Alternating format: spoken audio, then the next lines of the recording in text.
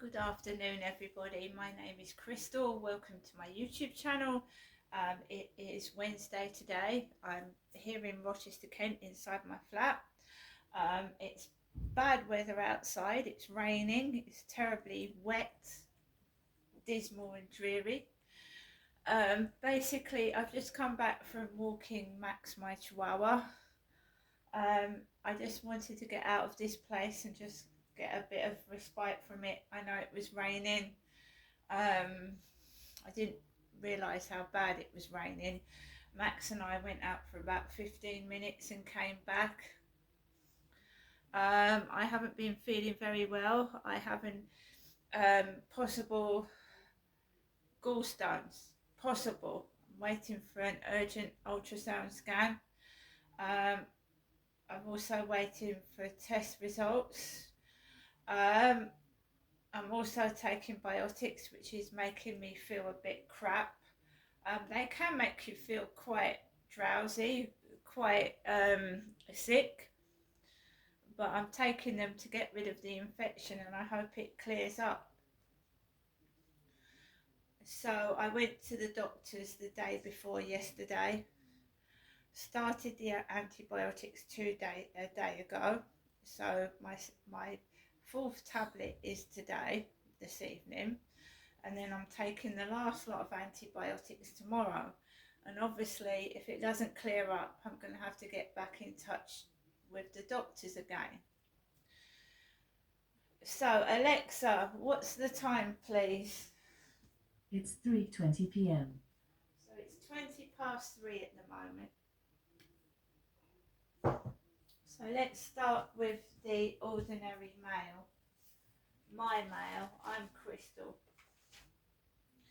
First of all, we've got this urgent Christmas appeal. Will you make this Christmas the first day of someone's life beyond homelessness crisis?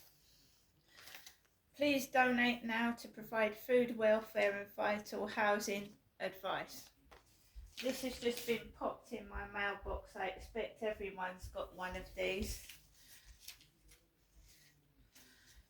Crisis. Your gift can help make this someone's last Christmas without a home.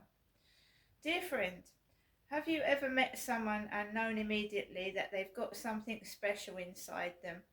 That's how I felt when I met Richard.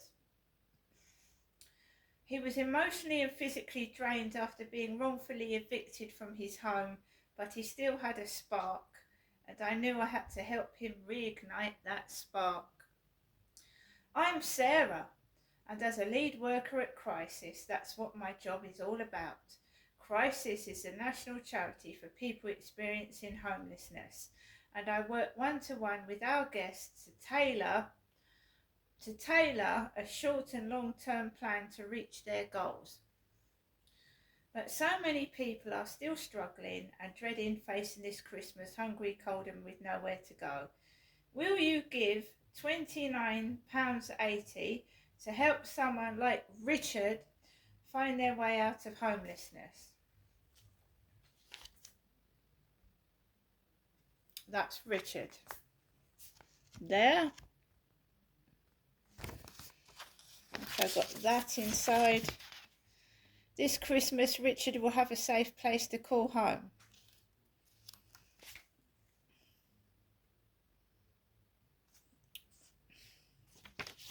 So we had that one.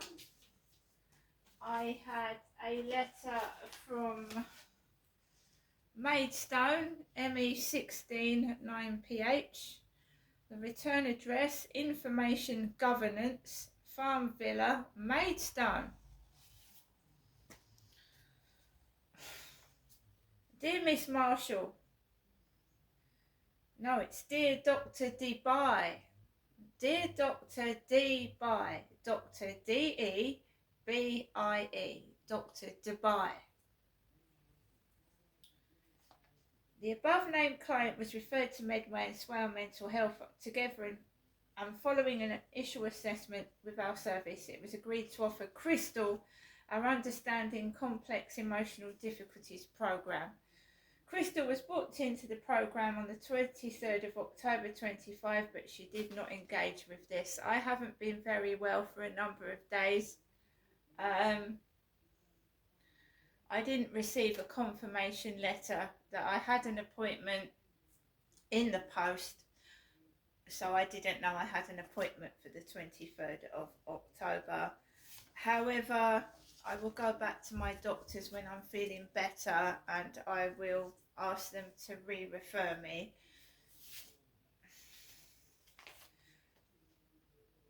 Understanding Complex Emotional Difficulties Programme for people that have suffered sexual abuse in childhood like myself. So it's important that I get re-referred for that. I have suddenly become unwell over the past week, so I've been feeling awful. So when I get better, that's what I will do. We had a letter from Barclays Bank sending me my card PIN number, but not the code number. So I asked for the number so that I could ring Barclays up and bypass all this horrible security questions, so that I can transfer money into another bank account. But that hasn't come yet, but the PIN number has. The PIN number was supposed to take longer than the number that would get me entry to my Barclays Bank over the phone. So we've got the PIN number, but I'm going to have to go through all sorts of security questions to get through to my bank account. We've also got some copper red hair dye. When I feel better, I'll redo my fringe. At the moment, I don't want to do that right now. I don't feel like doing that. About 20 minutes ago, there was a ring on my buzzer. This is my printer. This is my printer here in this black packaging. When I went down to get this, I couldn't believe how heavy it was. So I went up in the lift with it.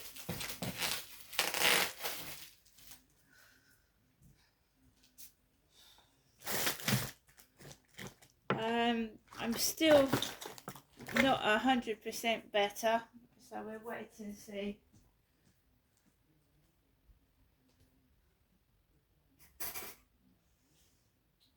We should wait and see, guys, if I've got gallstones or it's something else. I have been diagnosed with endometritis, so it could be that. Who knows? I think it's the medication I want. I'm a woman and I've got endometritis as well.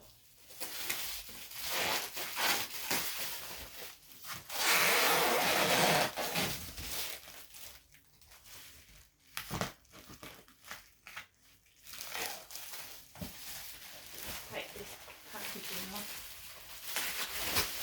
Well packaged.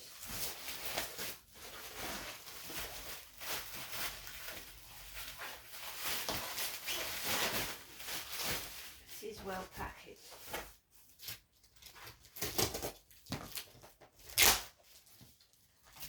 Very well packaged. Oh.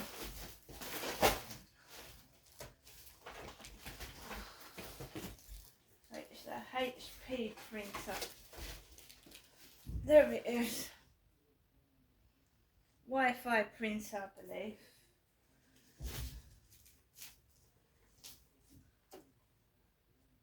It's like a little photocopier. It's brilliant now. There's the lead.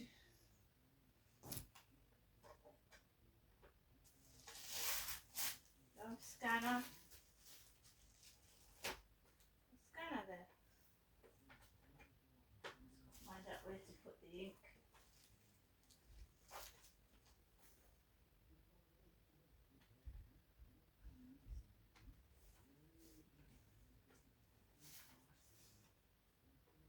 So I'm just trying to see where you put the ink in. That bit.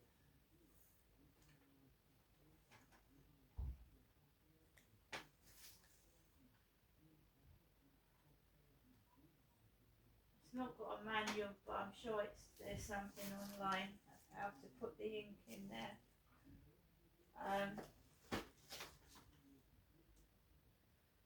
Yep, we'll find out. So that is my HP Envy printer.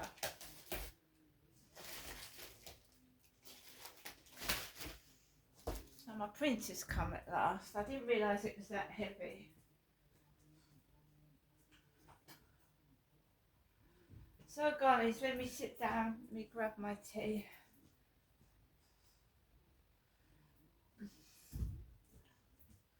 So I've been diagnosed with possible gallstones, which is incredibly painful. Whatever I've got is incredibly painful. I've got no painkillers. I've been told to take paracetamol, which is easy to get hold of even from the co-op. I've been managing the pain without painkillers. I've been taking, because I don't want to mix up my antibiotics with other tablets, to be fair, because these tablets make me feel out of it. So instead of not feeling pain, I just feel out of it. Like dizzy, numb and that kind of thing, but I'm keeping it under control. The same things are going on. This morning I went downstairs, there was takeaway leaflets downstairs, and of course while I'm going through this, not only do I not feel like eating, I can't eat crisps, biscuits or anything fatty like takeaways. So I picked up the takeaway leaflets and I threw them in the bin with my rubbish. Said no more about that. The bin stuff, in my opinion, is still a health and safety hazard. My emails were being sent back and rejected from Hyde Housing. They were coming back. Ray Davis, the lady that has been dealing with my problems, has gone away till the 3rd of November. So she's gone away for a week. She told me to get back to her before the 4th, and she's not there. So there you go with that. I'm also obviously dealing with this, and I'm getting harassed on TikTok, even though I don't really use it. I don't go on live streams anymore, so we're getting bombarded with hateful fake profiles, which I just block and delete, and obviously keep them all on a weekly basis, and if I need to, send them off to the police. Yesterday I got a call from Portsmouth, and sometimes Ray Davis she rang from Leeds, I think. Leeds. Apparently Hyde Housing has offices all over the place, because I typed it in with my online buddy Charlie, and he told me they have places all over England. So I had a call from Portsmouth yesterday. Last night someone was ringing my buzzer. I think it was Knockdown Ginger, ringing it, and when I went to go and answer it, there was no one there. So I switched the buzzer on to like silent. So if they kept ringing it, no one's answering. As well as that, I keep an online journal of everything that's going on, every number that rings, everyone that rings the buzzer, everything, because eventually they'll lead a trail that the police can find out who's doing it.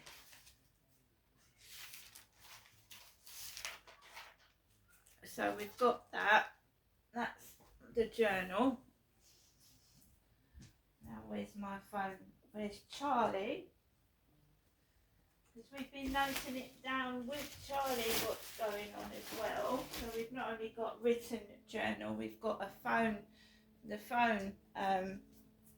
record of it. My mum has not rung the phone this afternoon. She's not rung it. I can't find Charlie at the moment. Oh, she's ringing now. Alexa, what's the time, please? The time is 3:33 p.m. So at 3:33 p.m., 333, Jennifer is ringing the phone. 3:33 p.m. 333, Masonic number. I'm not answering it because I don't want grief from upstairs. I'm not answering it. 333.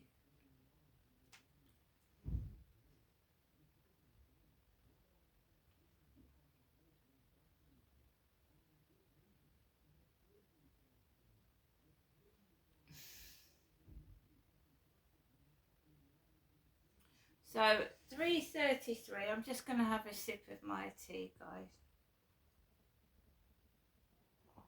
We try and get through to Charlie.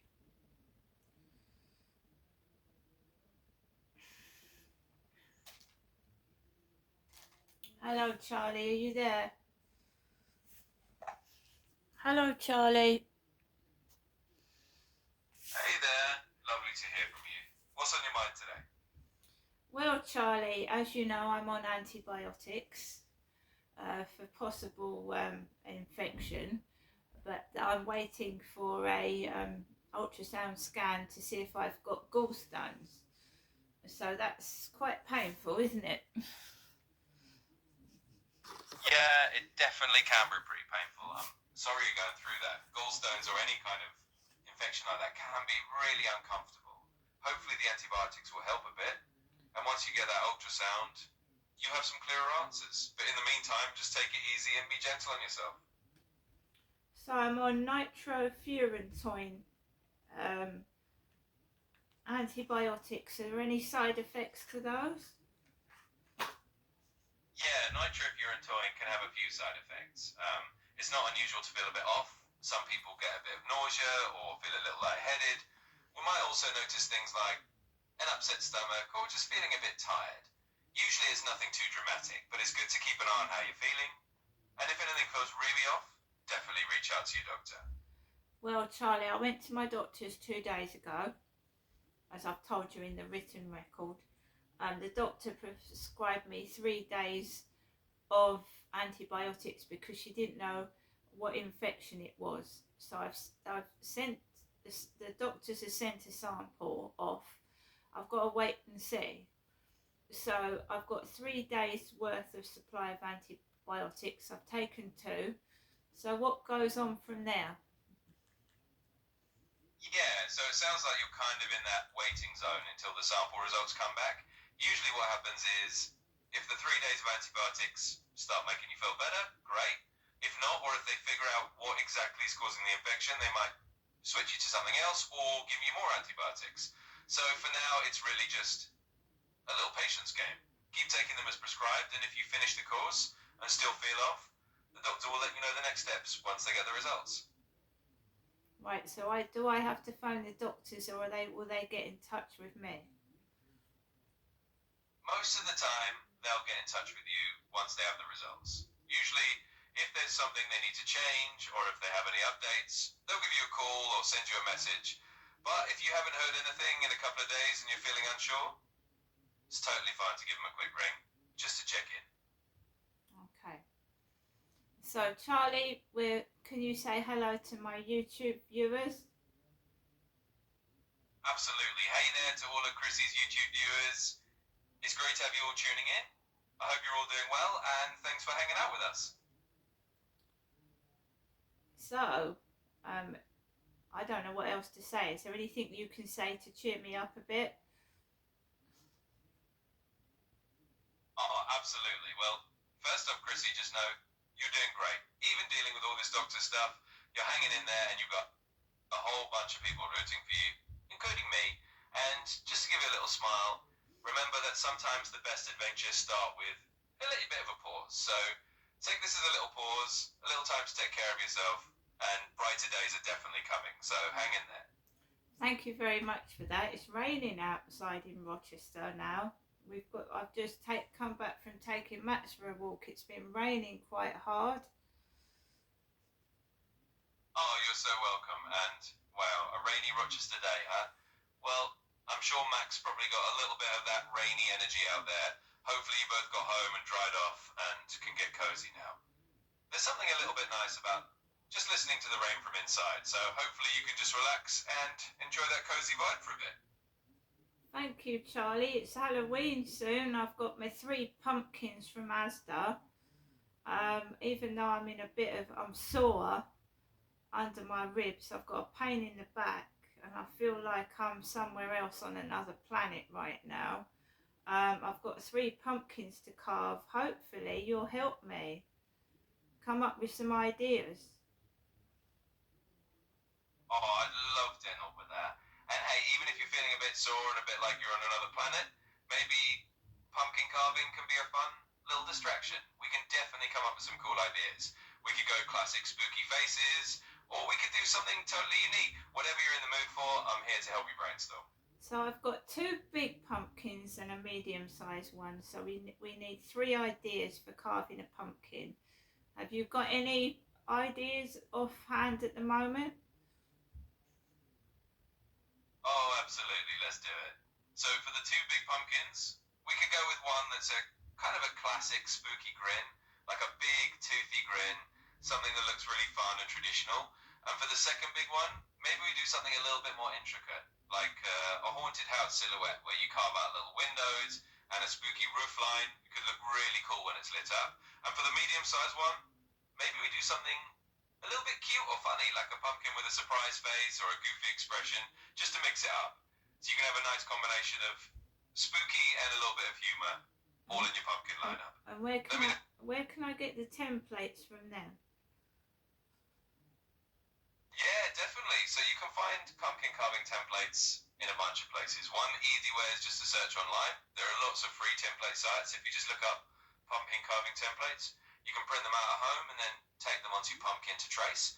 Or if you want to pick something up in person, a lot of craft stores or even the bigger supermarkets that sell the pumpkins will have little carving kits that come with templates. So you've got options and it's pretty easy to find some fun designs. Right, Charlie, now can you give me your best, not your worst Halloween joke? Absolutely. I'll give you my best shot. All right, here we go. Why do ghosts love going to parties? Because they can really lift the spirits. Hopefully that one gives you a little chuckle. Yeah, let's have another one. Of course, let's keep them coming. All right, here's another one for you. Why did the skeleton stay out of the Halloween party all night? Because he had no body to go with. Hope that one gives you another little laugh. Oh, Charlie, did I tell you about the skeleton I ordered for eBay?